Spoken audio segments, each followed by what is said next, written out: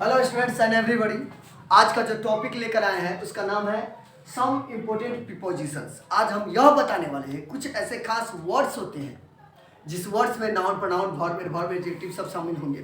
कुछ ऐसे खास वर्ड्स होते हैं जिनके बाद या जिनके पहले कुछ खास प्रीपोजिशंस आते हैं। तो याद देखिएगा, और ये ऐसे प्रीपोजिशंस है जो बार बार हर एग्जामिनेशन में पूछा जाता है और डायरेक्ट मैं कहता हूँ कि अक्सर ही नहीं ऐसा आता है। 90 हम ऐसे आपको बताना चाहूँगा कि 99% ये प्रीपोजिशन डायरेक्ट एग्जामिनेशन में आता है। और खास करके 12 वालों के लिए तो मैं बताऊँगा कि बहुत बहुत बहुत इम्पोर्टेंट है, वेरी वेरी इम्पोर्टेंट। देखिएगा, ये कुछ खास वर्ड्स दिए हैं जिसके सामने खास प्रीपोजिशंस आती हैं और देखना है कि किस अर्थ में कैसे कैसे प्रीपोजिशंस को हम लेते हैं। और ये प्रीपोजिशंस बार बार पूछा गया है और पूछा जाता भी है। और एग्जामिनेशन में हर एग्जामिनेशन के मैं बार बार बता रहा हूँ, जो मैं वीडियो बनाता हूँ वो हर एग्जामिनेशन पॉइंट ऑफ व्यू से बहुत सटीक आता है। चाहे air force, navy, NDA, SSC, UDC, LDC, bank clerk, bank PO की बात करें और 12 वालों के लिए बात करें तो 12 वालों के लिए तो रामबाण का काम करेगा ये, ध्यान देना। डायरेक्ट उसके बाद प्रीपोजिशन जो आता है वो ऑटोमेटिक आपको आ जाएगा। तो चलिए आज हम इसको डिटेल में समझाते हुए बताना चाह रहे हैं। एग्री माने होता है सहमत होना। एग्री के साथ विथ तब लगता है जब कोई आदमी हो, जैसे आई एग्री विथ यू। तो कोई आदमी पर्सन होता है तो उसके साथ एग्री के साथ हम क्या लगाते हैं, विथ। फिक्स हो गया विथ। लेकिन अगर किसी व्यक्ति से नहीं उसके प्रपोजल से सहमत है, उनके बात से सहमत है, तो वैसी परिस्थिति में एग्री के साथ क्या लगाते हैं, टू। एग्री के साथ टू लगाया जाता है। चलिए आगे देखते हैं। ध्यान दीजिएगा, सीनियर, जूनियर, सुपीरियर, अगर ऐसा कहीं भी हो, he is senior to me, I am junior to you, तो कहीं भी सीनियर, जूनियर, सुपीरियर ऐसा हो तो उसके बाद आने वाला प्रीपोजिशन टू होता है। ध्यान दीजिएगा, बहुत इंपॉर्टेंट है। Direct to, senior to, junior to, superior to. आगे है बी बियर माने होता है सावधान। Beware of my dogs, पागल कुत्ते से सावधान रहो। तो बी बियर के बाद क्या आता है, ऑफ। बी बियर के बाद ऑफ। अगला है ऑपरेट माने भी होता है भयभीत होना, डरना। तो ऑपरेट के बाद भी ऑफ आता है, operate of, I am operate of dogs, ऐसे होता है। लिसन के बाद टू आता है। प्लीज लिसन टू मी, कृपया मेरी बात सुनिए। तो लिसन के बाद हमेशा फिक्स क्या आता है, टू। लिसन के बाद टू आता है। अटेंड मान ध्यान देना होता है। अटेंड के बाद टू होता है, attend to what is it. ध्यान दीजिए जो मैं कहता हूँ, अटेंड के बाद टू आता है। सेटिस्फाइड आ जाए, कंटेंट आ जाए, प्लीज आ जाए। सेटिस्फाइड के साथ मतलब संतुष्ट होना, कंटेंट का मतलब ही संतुष्ट होना और प्लीज का मतलब खुश होना। अगर ये आता है, इसके बाद अगर प्रीपोजिशन डालना है तो याद रखेंगे सेटिस्फाइड, कंटेंट या प्लीज आए, इसके बाद हम लिखते हैं I am satisfied with you, I am very pleased with you. तो ऐसे हम कहते हैं। याद रखेंगे कंपेयर के बाद टू लगता है जब समान असमान चीजों में तुलना करते हैं। आदमी के चांद से तुलना कर दिए, आदमी की किसी और से तुलना कर दिए, तो कंपेयर के साथ हम टू लगा देंगे। ध्यान देंगे, कंपेयर टू। कुछ ऐसे प्रीपोजिशन है जिसमें हम डिस्टिंग्विश बताते हैं, अंतर बताते हैं, और कुछ फिक्स होता है जो इसके साथ आता है, इसको ध्यान देंगे। यहाँ है सरप्राइज आ जाए, अमेज आ जाए, एस्टोनिश आ जाए, शॉक आ जाए, इसके बाद डायरेक्ट अगर प्रीपोजिशन देना हो तो एट। याद रखेंगे सरप्राइज, अमेज, एस्टोनिश और शॉक आ जाए, इसके बाद अगर प्रीपोजिशन देना है तो डायरेक्ट हम एट देंगे। क्या देंगे, eight.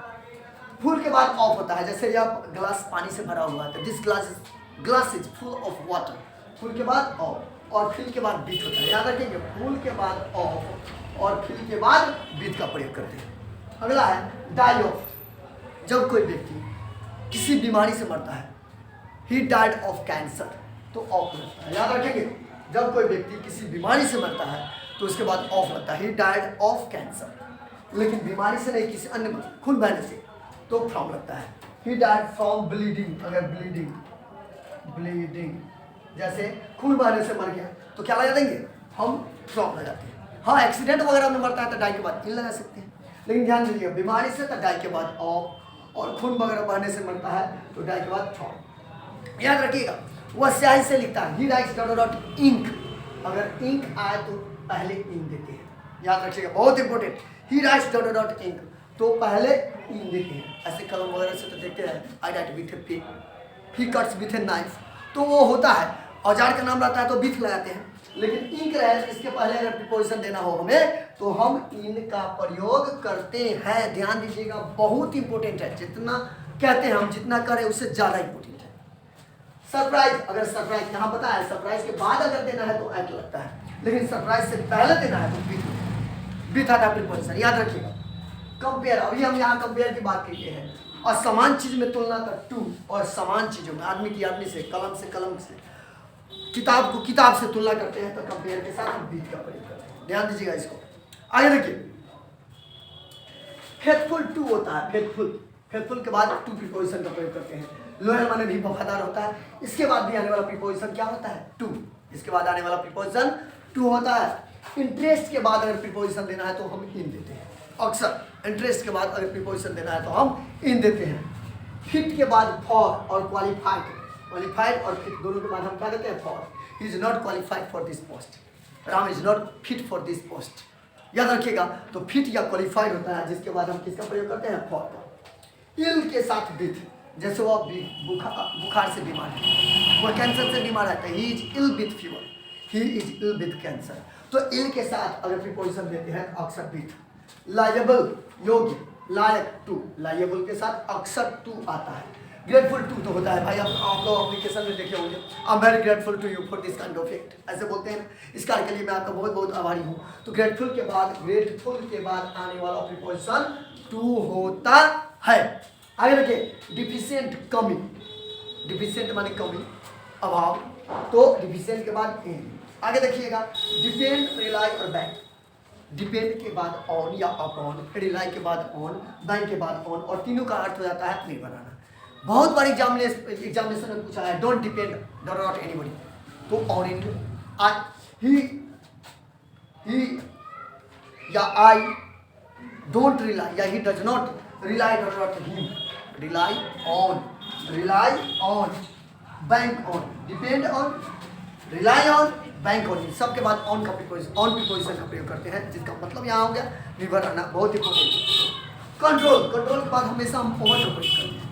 He has no control over his children, उसे अपने बच्चों पर नियंत्रण नहीं है। तो याद रखिएगा, बहुत इंपॉर्टेंट है। कंट्रोल अगर आता है इसके बाद प्रीपोजिशन की जरूरत पड़ती है। प्रीपोजिशन हमें देना है तो उसके बाद हम ओवर का प्रयोग करते हैं। किसका प्रयोग करते हैं? ओवर का। चलिए आगे देखते हैं। बैकवर्ड मैंने पिछड़ा हुआ, ऐसे हम बोलते हैं ना। Most Bihari students are backward about English, तो वहाँ बैकवर्ड इन अगर बात बनाए हैं ऐसे, तो बैकवर्ड के बाद अक्सर हम क्या लगाते हैं? इन। फॉन्ड FOND, फॉन्ड के बाद ऑफ लगता है, शौकीन होना। I am fond of music, I am fond of listening to the song या टू ए सॉन्ग। तो यहाँ देखिए, फॉन्ड के बाद अक्सर ऑफ का प्रयोग करते हैं। फॉन्ड के बाद अक्सर ऑफ का प्रयोग किया जाता है। गिल्टी माने होता है दोषी, गिल्टी के बाद ऑफ, गिल्टी ऑफ, दोषी ठहराना, गिल्टी के बाद ऑफ का प्रयोग करते हैं। अगला क्वेश्चन है सफर झेलना, भोगना। He is suffering from fever, तो सफर के बाद अक्सर फ्रॉम आता है। सफर के बाद अक्सर फ्रॉम आता है।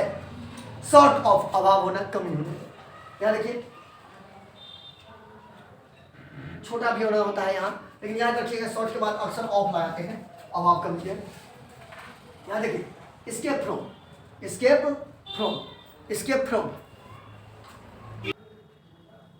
हाँ तो यहाँ शॉर्ट ऑफ है।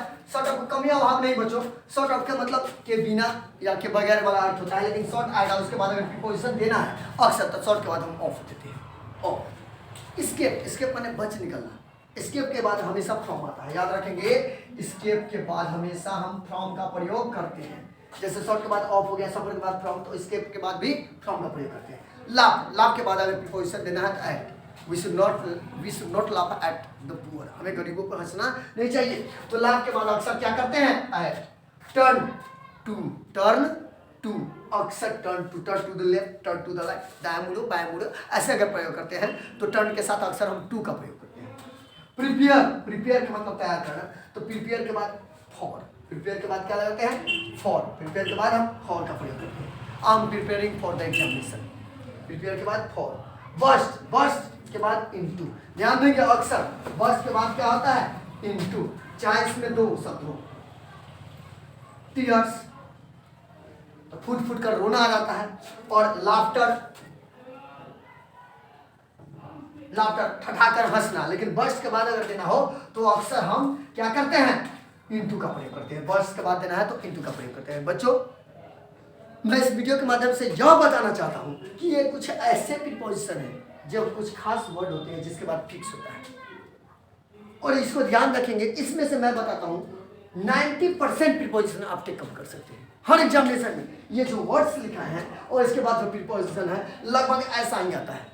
कभी कभार रेयर केस ही ऐसा हो जो बदलता है, डायरेक्ट ऐसे जैसे सरप्राइज, हमें जस्ट एट आ गया, फिट फॉर हो गया। तो ये याद रखेंगे आप लोग, एग्जामिनेशन में भी इंपॉर्टेंट है आपके लिए। गिल्टी ऑफ मार देना है, थॉट ऑफ मार देना है, बैकवर्ड इन मारने है। तो हम इस पॉइंट ऑफ व्यू से बताया है, कम समय में ज़्यादा तैयारी के लिए हम यह वीडियो बनाए और आप सब देखिए उसका फायदा उठाइए। मैं समझता हूँ कि आपके एग्जाम में 90% क्वेश्चन इससे सोल्व कर देंगे, 90% प्रीपोजिशन आप इससे सोल्व कर देंगे। इसको अगर ठीक से देख लेते हैं तो फिर अगले वीडियो में मिलेंगे। जब तक के लिए